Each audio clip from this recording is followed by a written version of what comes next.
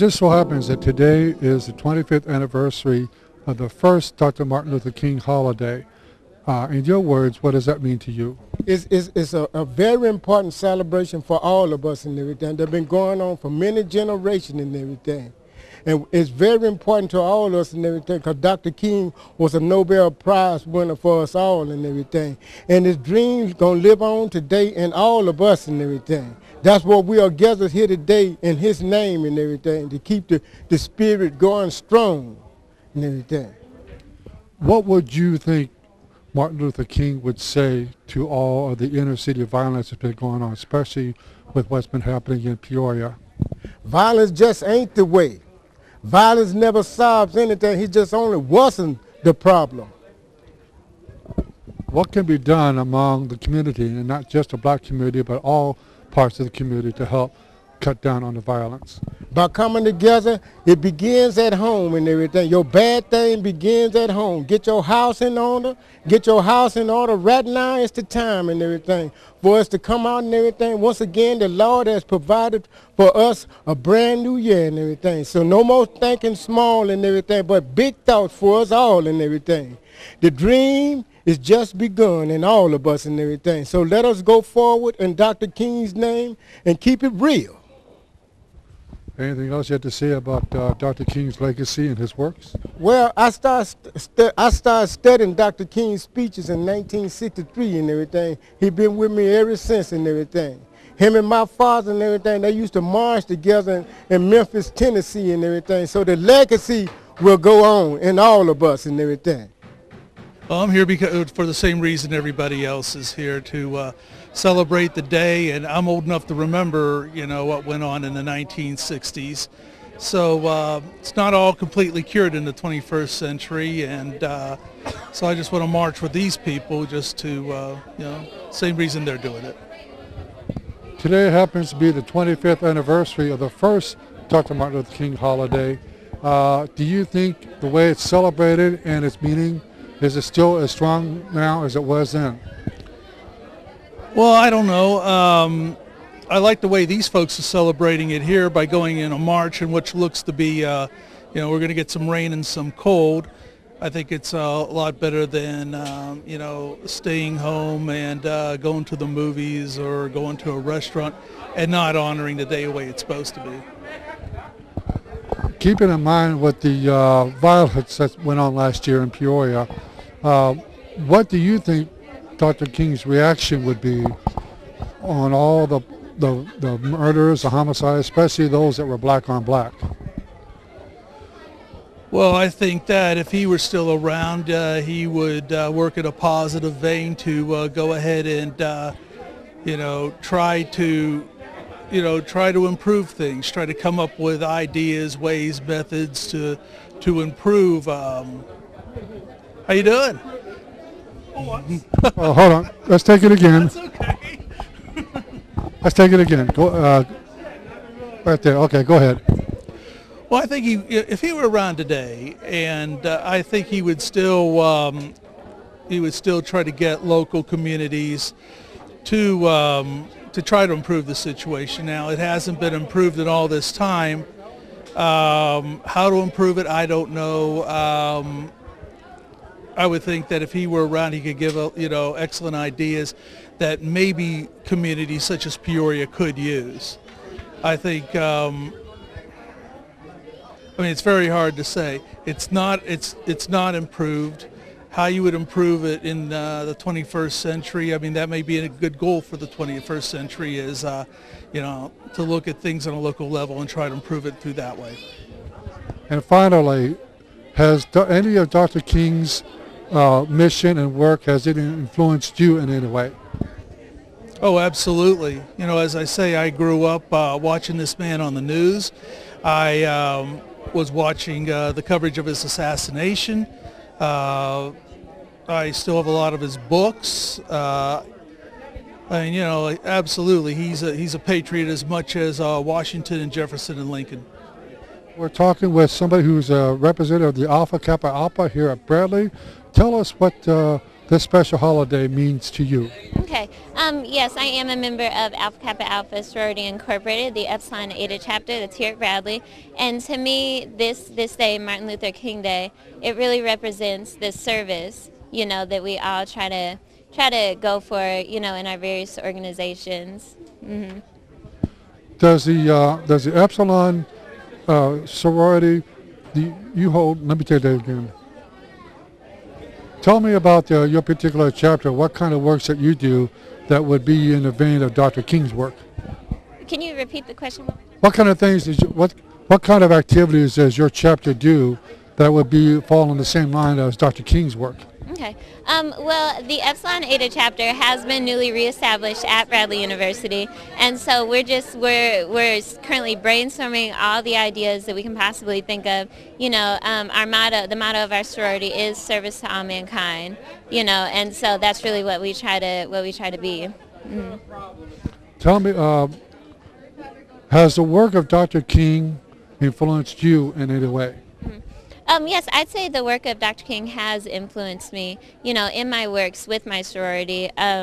Just the political activism, I believe, that's so much missing. It's missing. Oh, I'm sorry. Can I redo?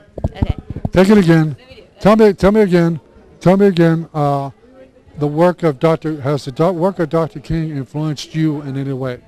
Yes, I believe that the political activism Dr. King showed has influenced me and my organization on Bradley's campus. We try to strive for that same sense of equality, civil rights that Dr. King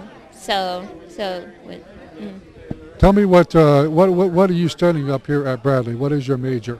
I'm double majoring in biology and psychology with the pre-med curriculum. Sure.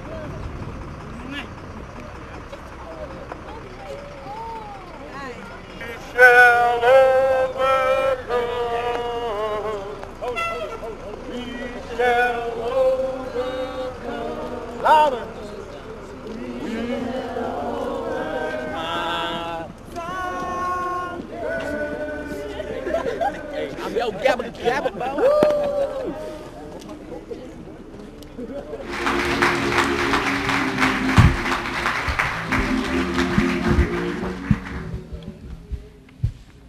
Thank you. Honor to God. Thank you. Reverend Bailey, and for you for having me. I take this as a great honor for having been in the community for such a short period of time and to be asked to deliver the MLK address. I am deeply honored, and I thank you all for being here. I first came into contact or came to know Martin Luther King Jr., like many of you, from elementary school. In elementary school, we learned that Dr. Martin Luther King Jr. had a dream. We learned that he had a dream that one day his 4 little children would be judged not by the color of their skin, but by the content of their character. We learned that Martin was a strong advocate for racial justice, for integration, for equality.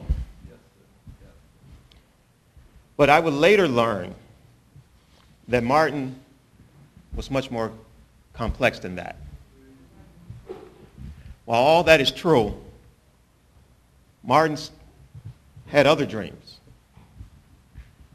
He dreamed for class equality. He wanted an end to poverty. Yes, sir. He wanted America out of Vietnam. Martin was an advocate for peace. Born January 15th, 1929, Martin Luther King was a part of a long family with a tradition of pastors at Ebenezer Baptist Church in Atlanta, where he served as co-pastor. Martin attended segregated schools in Georgia. He graduated high school at the age of 15 and received a Bachelor of Art degree in 1948 from Morehouse College. After 3 years of theological study at Crozer Theological Seminary in Pennsylvania, where he was elected president of a predominantly white senior class, he was awarded a Bachelor of Divinity in 1951. Martin enrolled in graduate studies at Boston University, where he received a doctorate degree in 1955. In Boston, he met and married Coretta Scott. The couple would have 4 children, 2 boys and 2 girls, and all would grow up to be civil rights activists. In 1954, Martin Luther King Jr. became pastor of the Dexter Avenue Baptist Church in Montgomery, Alabama. Always a strong advocate for workers in the civil rights, always a strong worker for civil rights for the members of his race, King was by this time a member of the executive committee for the NAACP. He was well positioned then to accept the leadership in December 1955 of the Montgomery bus boycott that marked the beginning of his involvement in the civil rights movement. After the arrest of Rosa Parks, Dr. King and other African American community leaders felt that a protest of the city's bus company to fight its policy of segregation was needed. The African American community asked that its residents boycott the bus company by walking and driving instead of riding on the bus. As Dr. King put it, I would rather walk with dignity than ride in shame. The boycott was a success, and Dr. King showed that peaceful mass action could bring about social change. In January 1957, the Southern Christian Leadership Conference was formed with Dr. King as its president. The ideas of the organization he took from Christianity and its operational technique from Gandhi and Henry David Thoreau. Gandhi struggled to free people of India from British rule by peaceful revolution. And Thoreau, he had written about civil disobedience, stating that if enough people would follow their conscience and disobey an unjust law, they could bring about peaceful revolution. On May 17, 1957, Dr. King led a mass march of 37,000 people to the front of the Lincoln Memorial in Washington, D.C. Partly in response to the march, on September 9, 1957, the U.S. Congress created the Civil Rights Commission and the Civil Rights Division of the Department of Justice, an official body with the authority to investigate voting irregularities and later housing and employment discrimination. Dr. King and the SCLC organized drives for African American voters registration, desegregation, and better education and housing throughout the South.